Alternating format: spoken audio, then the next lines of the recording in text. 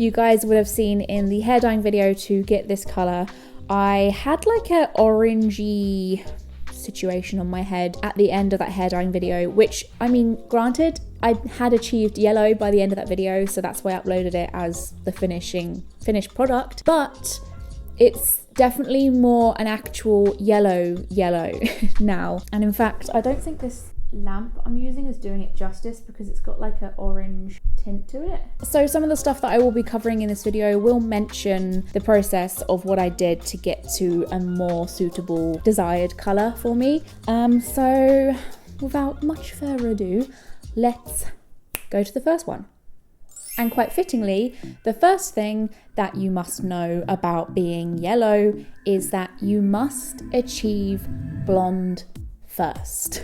This is my first point to raise because I feel like it's the most important point to raise because I felt like no one told me this information. I wasn't aware of this information before deciding to go yellow. I decided to go yellow anyway because I wanted to give myself the challenge in 2020 to do the colours that I've never done before, yellow, silver and green. But had I had known that you have to achieve blonde before doing yellow, I may have been a bit more nervous than I was, and it's probably a good thing I didn't know, to be fair, because then it means I actually did it anyway because I had no choice. There was no turning back at this point. Like, I had bought loads of yellow hair dye and it seems kind of obvious now when I think about it. I'm like, Ellie, girl, do you even understand how colors work? Like, I should know this by now, that obviously getting such a light shade requires a light base. I thought that yellow stained more than it did. I thought yellow stained full stop, so I just assumed that yellow on top of another shade might be okay, like it might get itself cancelled out, like the color might cancel itself out. You can't do that with yellow. So a lot of the color wheel theory stuff that I bang on about this channel being important in terms of what you can use to help you decide what hair color you can go next.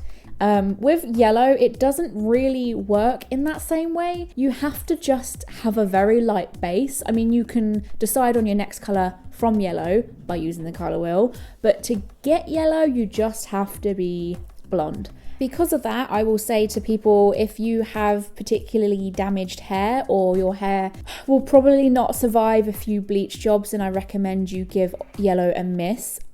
Luckily, I'm so petrified of bleach and I don't bleach my hair very often. As much as people will say to me, your hair must be so damaged, you must bleach all the time. No, I just bleach my roots when I change my hair colors most of the time.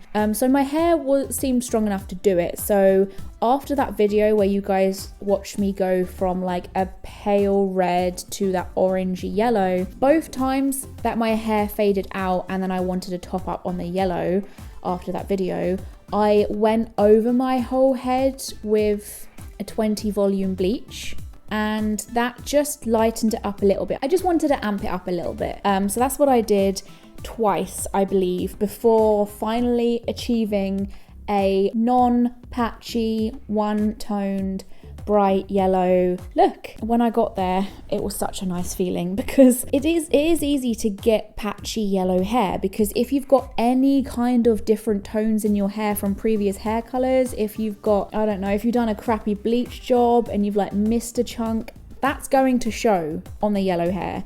And sometimes when you go red or blue, you know, some of those tones will cover up bad bleach jobs or some banding in your hair, which is basically when you've got lots of hair color buildup. You know, when you've got like a strip along your hair it's basically your hair history is starting to show. It's evidence from past jobs you've done on your hair will show with yellow. So it does need to be a light base and your hair does need to be relatively healthy so you don't end up achieving yellow hair but damaged yellow hair, which I feel is also really important to mention because something that is kind of a sub heading for this first point, healthy hair for yellow heads looks so much nicer for some reason. I don't know what it is about the shade of yellow, but it really brings out the shine and health in your hair. So if you've got like dry hair or quite noticeable damage, the yellow will sort of just amp that up and show that up and bring that out. But in the same way, if you've got healthy hair, it also amps that up and brings that out to your advantage. It's also a good thing to know if you are somebody who is always concerned about the condition of their hair, if you like having shiny hair, if you like people to notice the condition of your hair, if you're someone who's quite passionate about the feel of it and the strength of it. Yellow hair might be good for you, because if you're able to achieve it in a healthy condition, then your hair will just look really good in the sun and in light. I've wanted to straighten my hair more than I ever have when I've got yellow. I don't know what it is, but there's something about very sleek, straight, long hair that just looks really nice in my opinion. Often certain colours will make me want to crimp it more. Like for example, I love having crimped blue hair, and I think I will probably enjoy having crimped green hair when I eventually get there. But yellow, straight, sleek hair just looks very professional and delicious.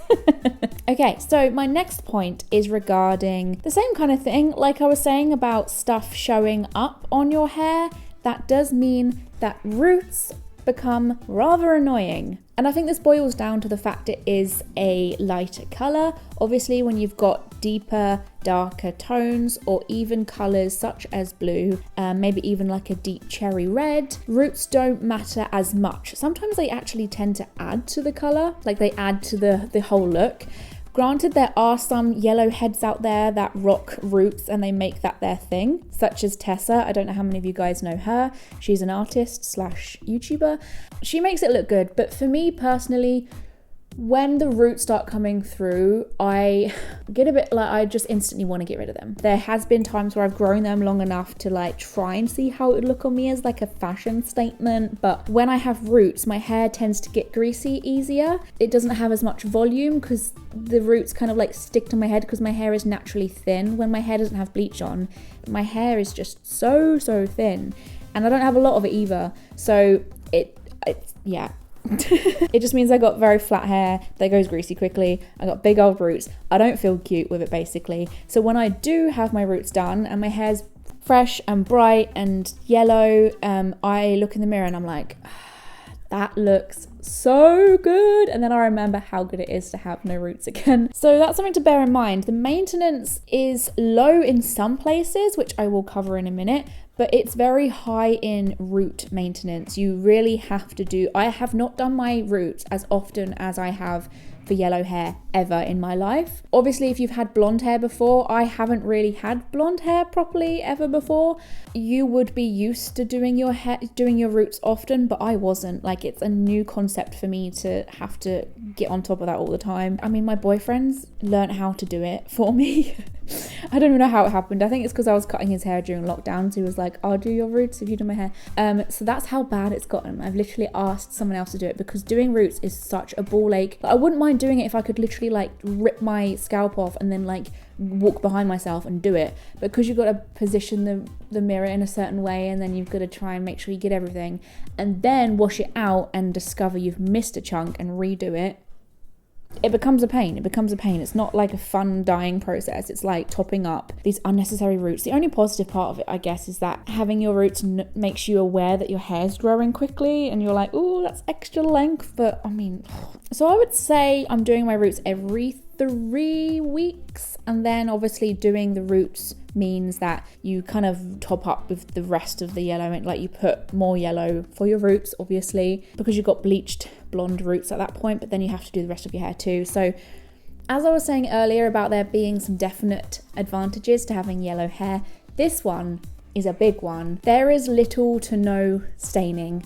when you have yellow hair. Not just staining as in like on your skin and in your hands and like in the bathtub when you're washing your hair. Your base is blonde and it will stay blonde forever. That's the beauty of going yellow, and there are so many advantages that come with this. Having a blonde base felt worth it to me, and I was okay with doing my hair blonde and bleaching it a lot, which I'm not usually okay with, because it was going to stay that way.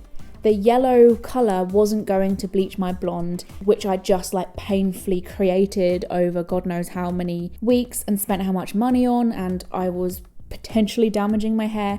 It felt worth it because I could achieve yellow, and the blonde wasn't going to just be thrown out the window like it is for almost every hair colour you do. Like when you want to go blue, particularly blue, You do your hair blonde, right? Some people do their hair bleach blonde, ready for this blue. They put the blue on and they will never achieve that blonde again. Well, for a good few months, even years in some cases, depending on how much you want to put your hair through. So there's no staining on like clothes and pillowcases and, you know, your partner's shoulder when you're leaning on them with wet hair. You get a bit of running yellow on your towels and stuff in the early days of doing your hair yellow, but it's barely noticeable.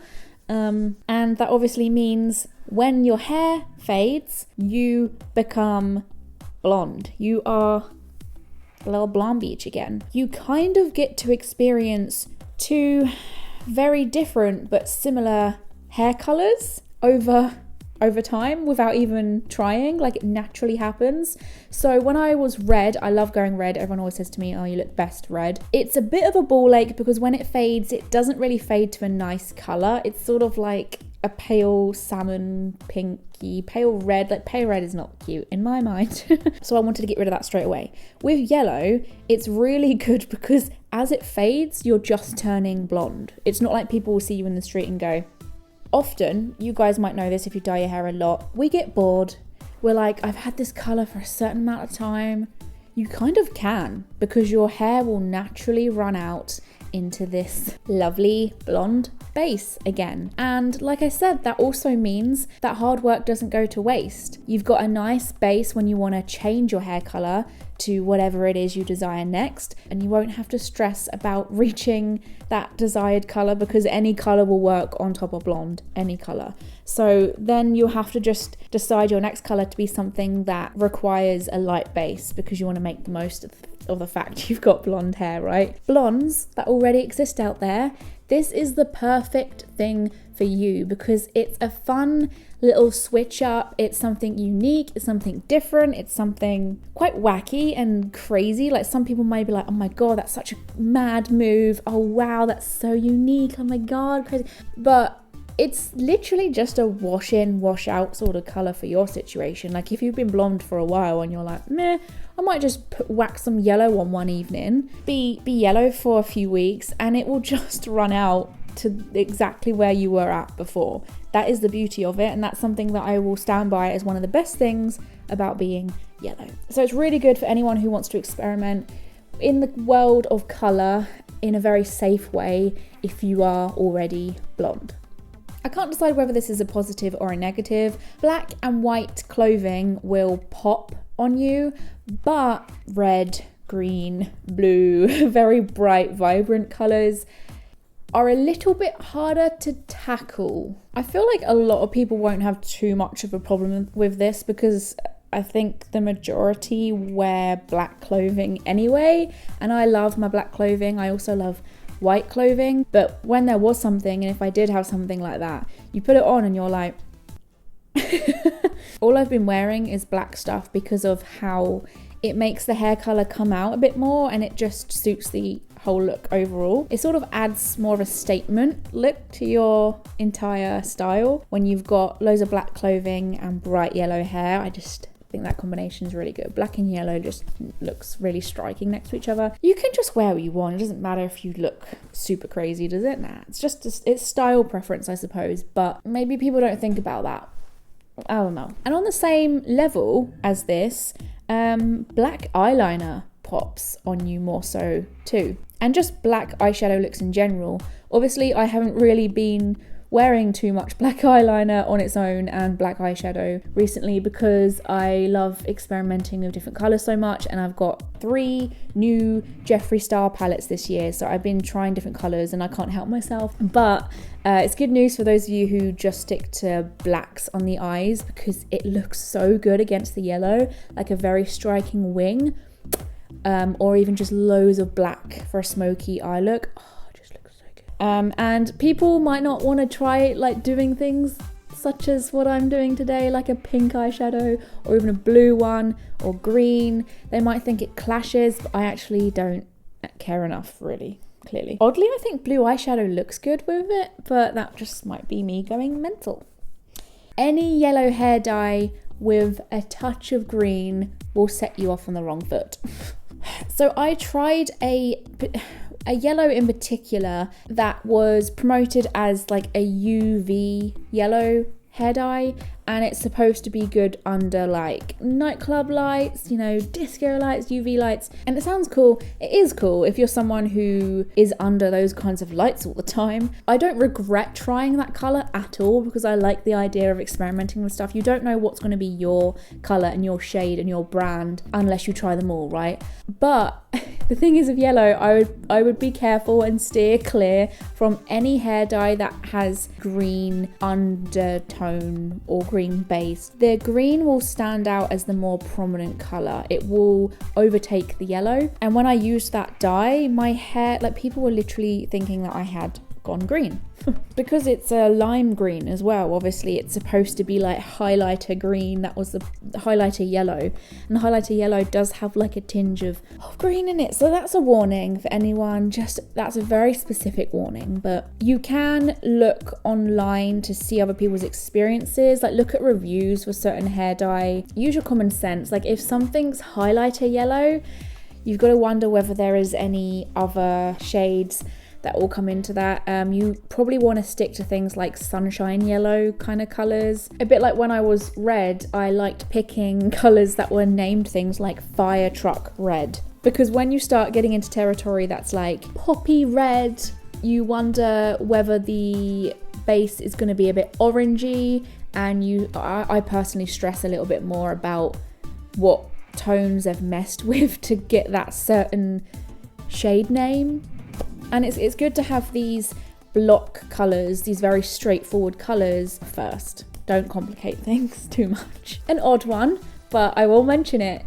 Yellow hair messes with your camera settings. A lot of people won't care about this, or you might think you won't care about this until you try taking pictures with family members or friends, or even just with yourself. That includes like other parts of the picture that you didn't realize you were going to destroy because of your hair. Like I've taken photos next to things that I've turned a weird color because my hair is like effed up the automatic camera settings, and it's created this weird staining in the photo. Like I can't explain it. I don't really know. Funny enough, I have a degree in freaking media production. I still get confused and baffled by some of the stuff that I'm learning every day. The camera will pick up on the yellow. There's so much yellow in the picture, and it will try and adjust the settings to add more blue hue. So it neutralizes the tone of the image, because obviously if something's too yellow, it's not a good thing. It's like, it's off balance. It wants to bring it back to the middle again. If you look at the a temperature scale in Photoshop, or just when you're editing images, white's in the middle here. That's called white balance. It's straight in the middle of that scale. On this side it's yellow, and then on this side it's blue. So when the camera picks up there's loads of yellow happening, it like tries to pull it back here, but then that makes some of the other things in the image that are supposed to be white go blue, because it's like added so much blue to the image. Am I explaining this right? That's such a niche, like first world problem. I get that, but it's just something interesting I've noticed, and I don't know if you'll care or not, but you might turn your friends' faces blue when you try and take photos with them. So that's why you might see a lot of YouTubers or just people who are using cameras, they like cover the lens and then they let go again to like allow the camera to readjust its settings. It's like gone too green or too blue or too yellow. You just do that and reset the white balance. Fun facts, learning with Ellie, love that. I just read the next point. Okay, this is a weird one. Your hair will become a home for bugs.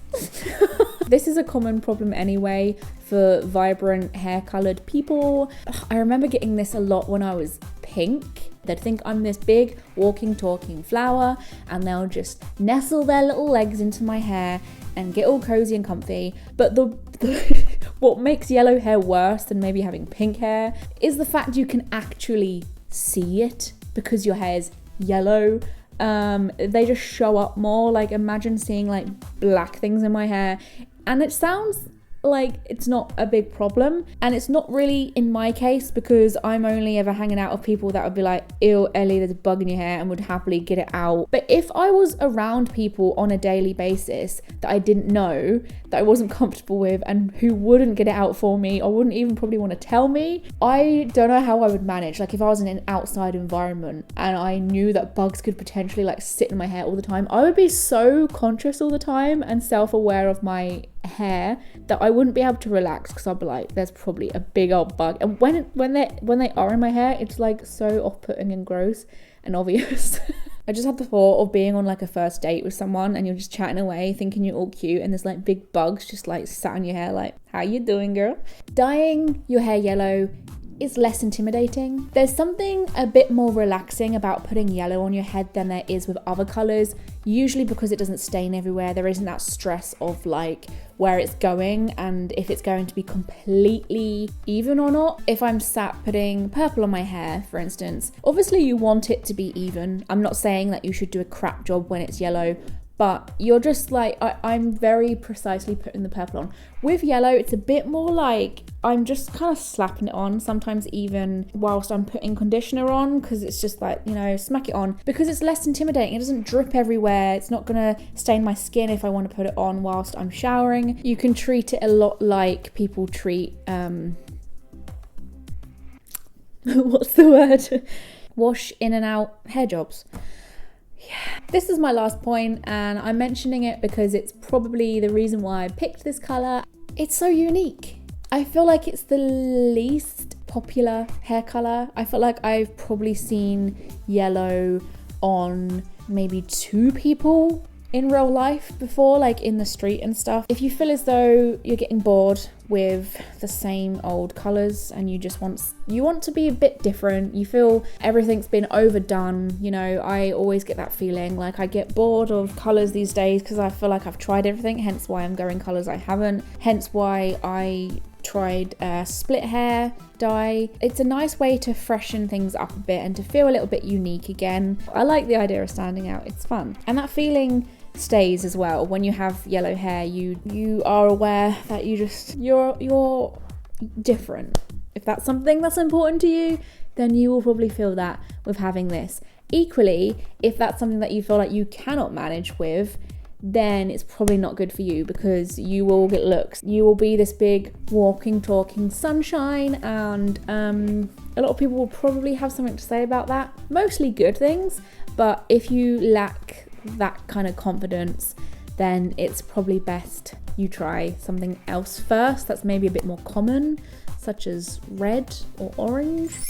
So yeah, that is all. I think I've covered everything. There's probably so many more things, but if you want me to do this with other hair colours, when I try different colours in the future, I will come to some sort of conclusion before I change it to something else. And with yellow, it's definitely a fun sort of processing colour, as in when I have a nice little light base and I don't know where to go next, I will probably go back yellow while I decide, because I know it's not going to ruin my plans in staining the colour to a different base shade. I feel like I have got a bit bored of it now, not gonna lie. I'm ready to try something new. I would say, like, in my scale of favourite colours, it's probably quite low. It's definitely not as low as purple, because I don't really like purple on me for some reason. It's probably like underneath orange, but above purple and black, and obviously above